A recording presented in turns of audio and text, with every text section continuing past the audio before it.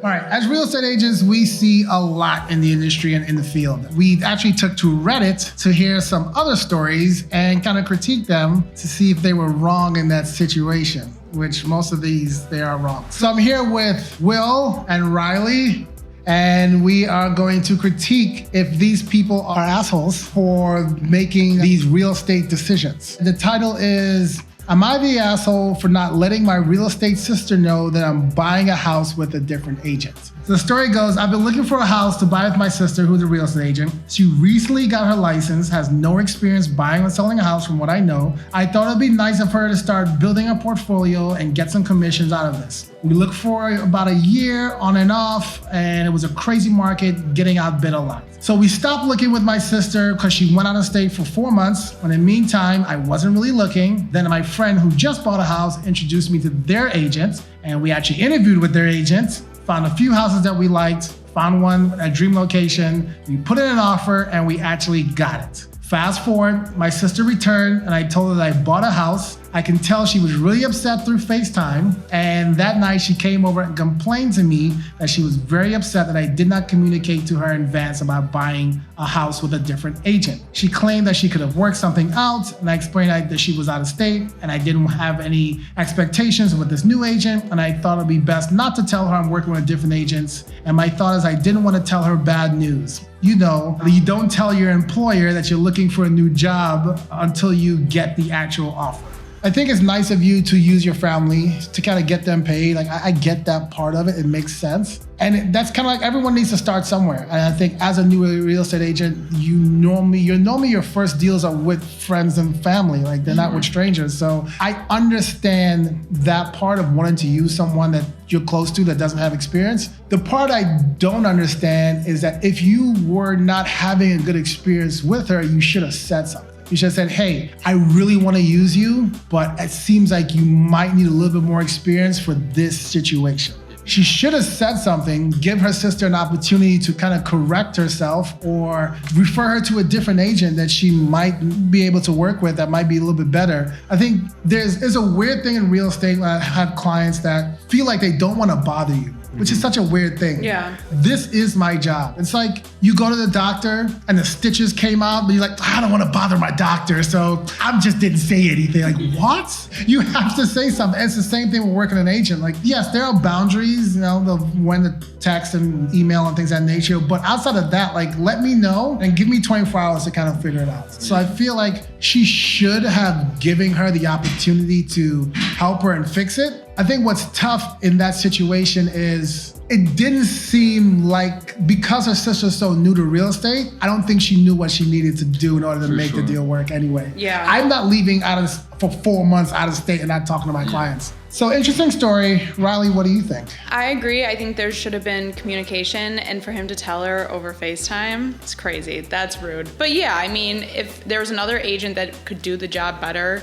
I get it, but like, give her some heads up, talk to her through it. Should she be going out of state for 4 months and leaving and cutting off the search, like all that stuff? No. Is she new? Does she know what she's doing fully? No. Is she learning? Yeah. So I don't know. I think there could have been more steps to bridge the gap rather than just being like, hey, I just bought a house over FaceTime. What's awkward about that too is like, that's your family, and obviously they seem like they're already pissed off at you. Like, good luck. Like, Thanksgiving's gonna be weird. I mean, Riley, you had somebody that was your best friend that bought a house. Yeah, I mean, all of us have had friends, family, whatever, work with someone else over us, and it hurts. It's like a little punch in the gut. It always is, and it's always going to be, so.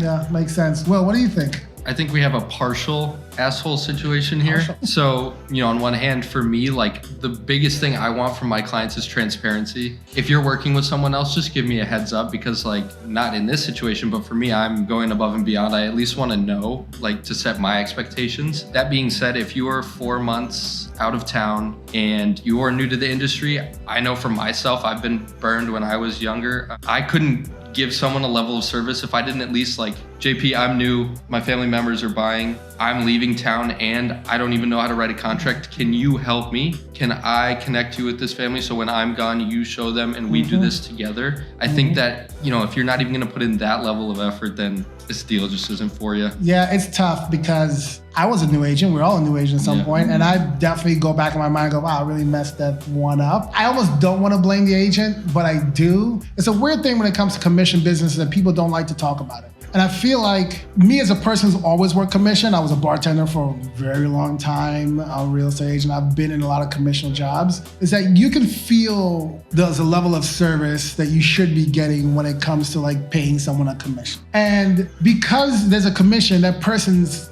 working for free initially, which should understand as well, and you should communicate even more. It's not like you walked into Best Buy, this person didn't say hi to you and you walked out. They're getting paid an hourly wage. It doesn't matter to them if you buy this or not. But if someone's been taking you out for a year and you haven't given them $1 and you understand that this sale is for their pockets, it's gotta be a conversation. It's like, I went to buy a couch like 2 years ago and I walked in the store and I've walked into a million furniture stores and every time they're like hounding you like vultures around these couches. And I walked into the last one, I was like, please don't talk to me. Like, I just want to look at the couches. And the guy said, hey, I'm so sorry. Just to let you know, all the stuff on the floor isn't all our inventory. So like, that's why I need to show you. And he was super helpful. We sat down and within 5 minutes, I stopped him. I was like, hey, do you work commission? He's like, yes. Do you need me to come back to you for buy a couch? Yes. Because you can feel it. I'm like, whoa, this dude is working hard.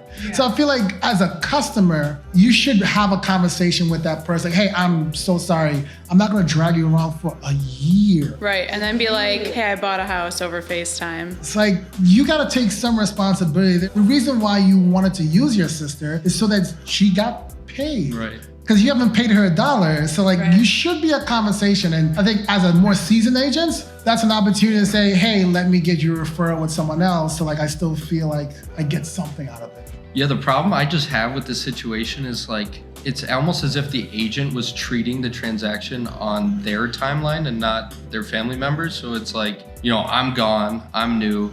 When I'm around, I'll show you guys properties and you buy with me. Not, I'm gonna be gone, you guys are looking to buy, this is a major step in your life, but wait for me to come back to do it. Yeah, 4 months is a long time to be gone and to like turn off the search and just be done. Take a break. 4 months is a long time That's a long time. That's a very long time. Like 4 days is a long time. Somebody who's actively looking and you're gone for a week. Like, and it's your family? It's your family? Like, I don't know. That's a rough one. Yeah, it's partial asshole. I would like to know more from her perspective. Like, did she do anything? Because there's two sides to every story.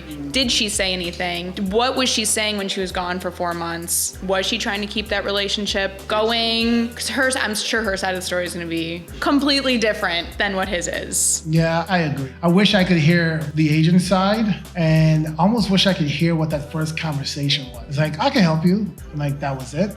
Or was it like, I can help you. Here's how this works. Here's a process. Honestly, I've had that happen to me where I talked to a potential client and I was just like, yeah, I totally got it. But I never followed up with anything else. Yeah. And they end up working with someone else. I'm like, well, yeah, all I really said was like, yeah, I can help you. And I didn't do it. I didn't say anything else. I didn't follow up. I didn't present them with anything. So wish I could hear what that initial conversation was like. And I wish I definitely could hear what the agent side is. Yeah, some advice I would have in this situation, kind of on both sides of the conflict, is for agents, like, just be overly communicative. I mean, set your expectations, ask for transparency, and don't go off the grid. You're never going to close a deal. You're never going to retain clients. You can go out of town, do your thing, live your life. But if you're not offering a level of service, then I wouldn't expect really anything in return, family member or not.